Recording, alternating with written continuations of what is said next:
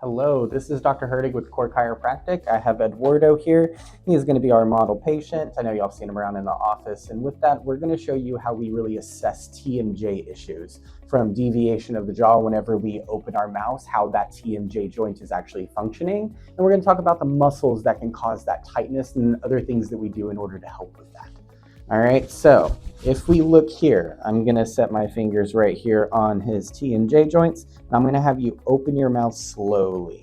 Open a little bit faster than that. Open all the way as much as you can, and close. All right, now you can see here, one more time, open a little bit faster, open and close.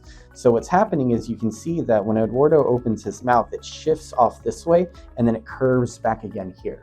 What that's telling me is that this TMJ, that joint, has shifted to the right because it's opening this way, and then it's kind of compensating and going to that left side. So whenever that happens, what we're going to do, we all adjust the jaw a little bit differently. Sometimes we'll go in and we'll adjust manually, or other times we'll use the activator in order to open up that joint.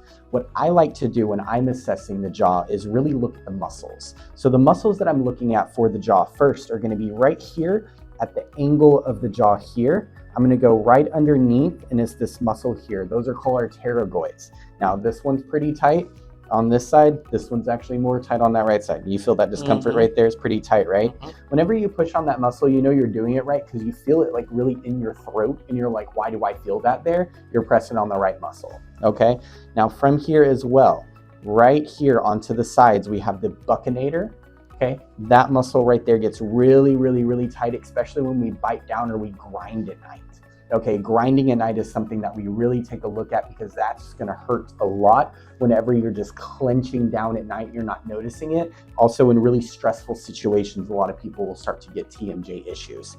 Another one, go ahead and bite down for me and relax, is here in the temporalis. Now with this is gonna cause a lot of issues into headaches, migraines, even sinuses and allergies. I don't know if whenever you're younger, but my grandma, whenever I had issues, she would always rub right here. That would put me right to sleep because it really is relaxing everything into that spine and into that jaw. Now, when we're looking at the jaw, besides the deviation, we have to take a look at the cervical spine and how the skull is actually sitting on the spine.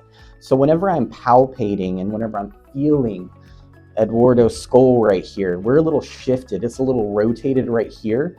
C1 and C2 have rotated and shifted as well. And so when assessing the jaw, whenever you come with jaw pain, not only are we looking at deviations of the jaw whenever you're opening and closing, whether you're, biting and stress is happening whenever you're grinding at night, but also we're looking to see if there's any rotation into that cervical spine to get pressure off of those muscles to relieve what's going on into the jaw.